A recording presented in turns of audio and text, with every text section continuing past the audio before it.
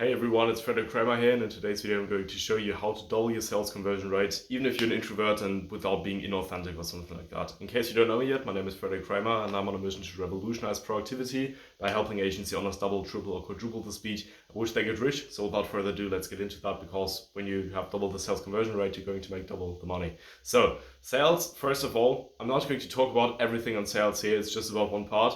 But of course, if you actually want to make a lot of sales in high ticket and you want to go on calls with people, then really everything in your call needs to be good. You need to have a good line of questioning. You need to have a really good pitch. You need to have a good understanding of the people, but that's just going to come when you have more calls with other people anyway. And you also, everything just needs to flow. Like you shouldn't sound scripted. Like everything needs to eventually be perfect or very close to being perfect for you to actually have a really high sales conversion rate. And that is just going to be a matter of time, sort of. And of course, you just need to continuously improve your pitch or something if you realize that it doesn't resonate with people. And you should also review your calls every 30-50 calls. You should see, okay, what objections do people give me, what questions do they ask, what's maybe their current situation, how can I make my pitch better, and something like that. But this video is specifically going to be about objection handling, because most of the calls eventually for you, maybe right now already, are going to fail because in the objection handling phase, right? And more it can, for a big part, the reason can actually be something else than your objection handling. It could be that you just didn't build authority or something with the people before that, but that is a different sort of part, and that's not going to help you quickly increase the sales conversion rate. I just wanted to note that this is really important anyway, but now about the actual objection handling part, because objection handling actually has the biggest leverage, and you can close way more deals than you actually think because of objections. In case you don't know that about objections, objections are not that the people actually don't want to buy, because the people want to buy, but they only do that if they see the value, right? So rather than being on a call and the offer being trash and them not buying, they want to be on a call where the offer is good, right? I hope that makes sense. So sort of when the people go on a call because they want to buy, they just want to see if what you have is actually worth buying. And if you can handle objections and can show them that what you have is actually worth buying, then they will actually do that. And a big part of objections is actually false beliefs that people have about your offer that don't have to do anything with your actual offer, but just assumptions or things that they particularly think about, that they don't know that you actually have them. So for example, when people think, I don't have the time to do this right now, then you could ask something, okay, no problem. And hypothetically, if you did have enough time to do this, do you genuinely believe this could work for you and get you to whatever their goal is? And if they say, yes, it actually could, then you can go further and say okay, so the people, it's actually a bandwidth issue. And then you can figure out, okay, what amount of time do the people actually think that this will take them? And then they probably say something way bigger than it actually does take them. And then you can also ask them how much time do you spend right now trying to solve your problem? And then they're probably going to answer something really big. And then you can sort of start positioning your offer, or your service or whatever you offer, as a way that is actually saving them time. And when the people really understand that, and if you properly explain that, then the people understand I actually don't have a time problem. But people, before that you talked about that with them, they just believe that, right? And people aren't evil, they're just a bit stupid. So you should never believe that someone is doing something that's bad for you because they want to hurt you or something like that, or they're sort of they don't like you. But usually it's just because they're not informed, or they're stupid or something. Stupid is of course very informal, but you get the point, right? Usually it's just because people don't have the right information, and when you can get around that, then it's actually quite easy. Or for example, when people say they want to think about that, this objection is always fake, right? And when you know that, so you, of course, then you still want to ask them do you actually think this could work for you? And then also ask them why. If you ask people why they think that something can work for them, they start to sell themselves, and that makes it, probably is going to make it 20 to 50% more likely that they actually buy from you, just because they go like sort of repeat the points themselves and say themselves that your offer is valuable. Now I got off track, I'm sorry.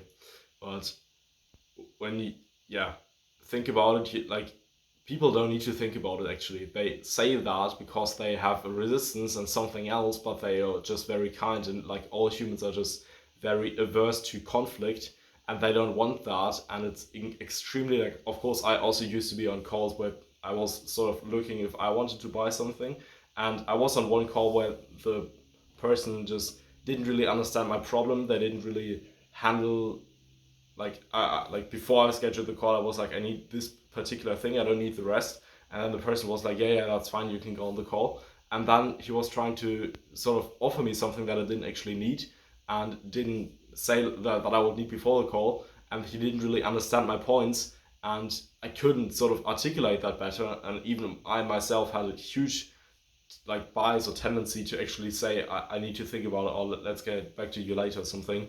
And when people say that, they're never going to get back to you later, right? So how can you actually do this with objections, right? So that's actually the main point here that's actually going to help you. You need to have the rebuttal, so you need to know what to actually say. But now here's the thing. Usually, like probably until here, you know everything that I just said. But the problem is, when you want to handle objections, you don't have the exact specific text or context or sort of thing to say or like talk to them to actually handle that properly. And usually people like sales training or something, like the people, like, they give you rebuttals or exact things to say, but on the call spontaneously, when you want to handle that, you can't really do that.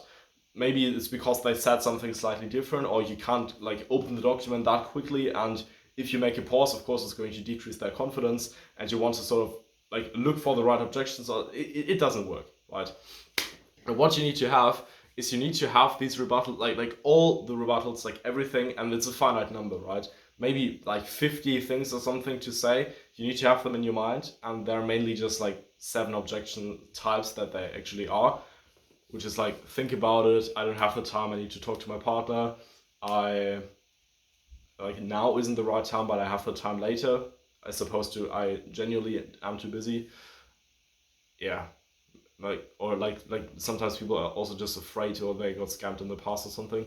Like, it's a finite number, and you can actually just memorize all of them. And when you know all of them and know how to handle them, then you don't ever have a problem of not being able to quickly figure that out. And it actually doesn't take you that long to do that.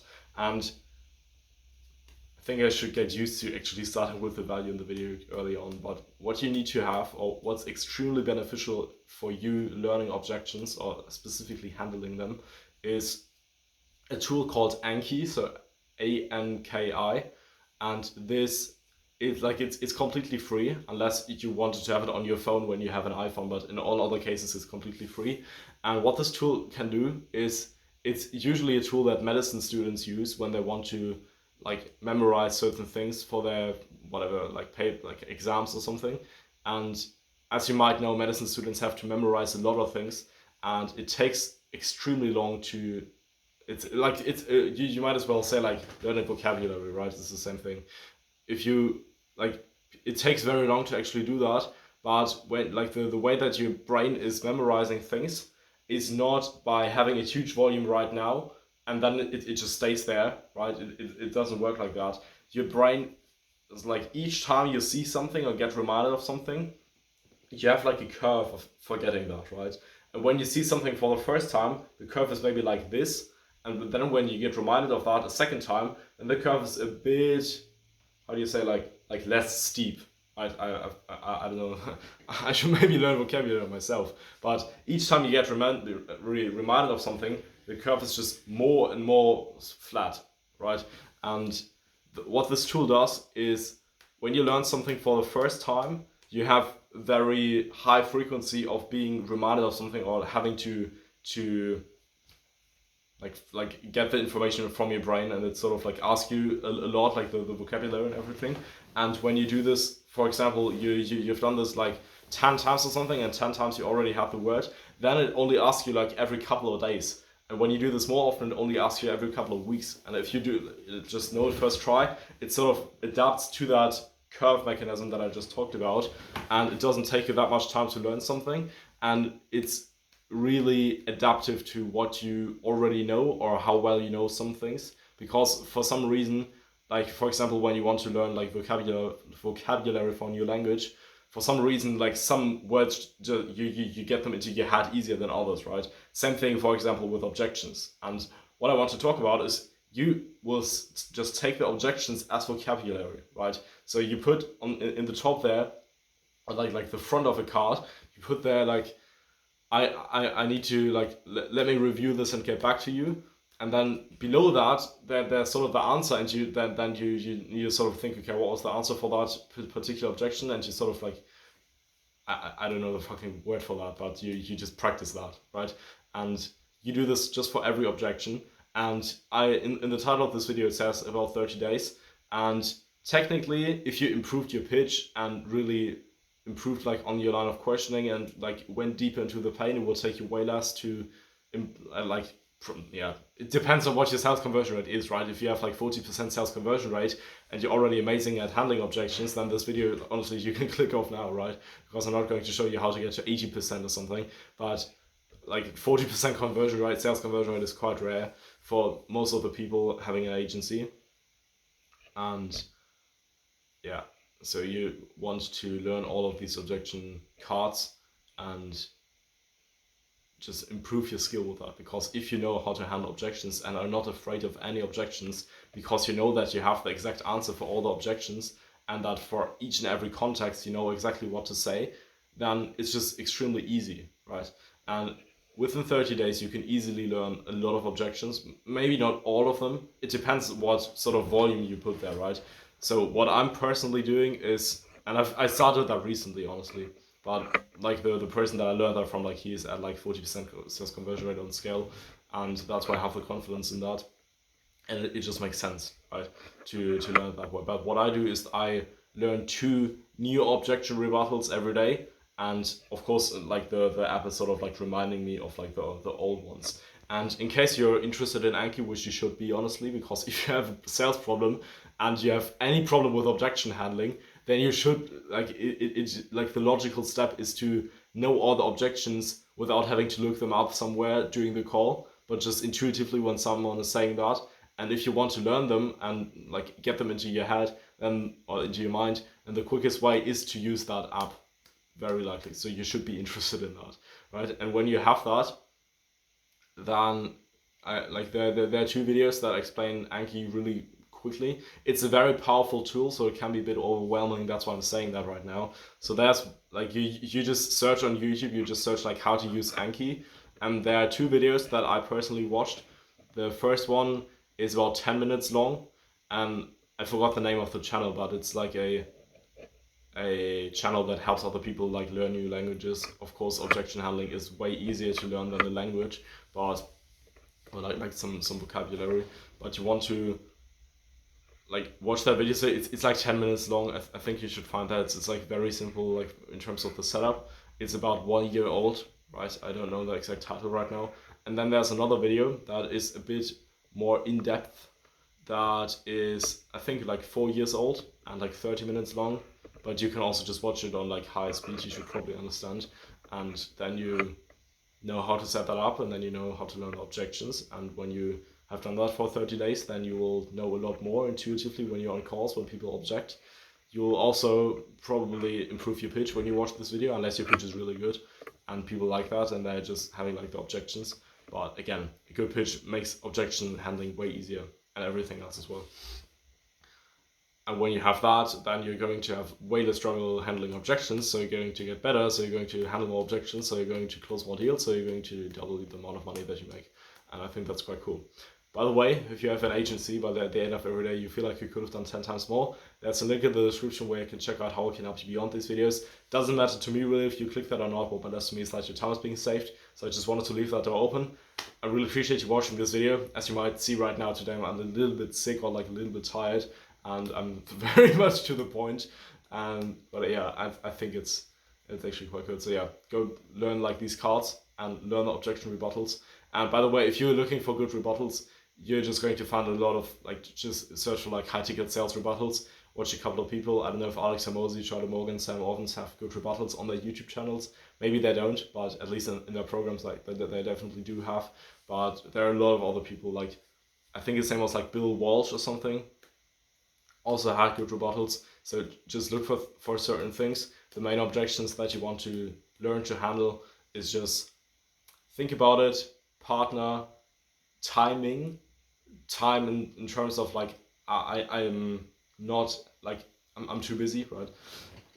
Fear and of course like the sort of like value of your product. That's also a huge thing. And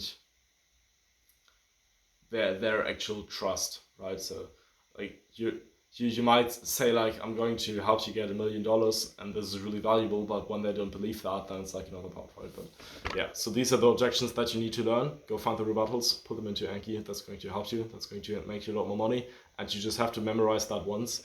And the sort of like reminding frequency gets like way lower, and like suddenly you only have to remind yourself like once every month or something. And that's essentially meaning that you have an evergreen sales asset in your mind that's just doubling your sales conversion rate. So yeah, hope this could help you, and I'll see you in the next one. Bye.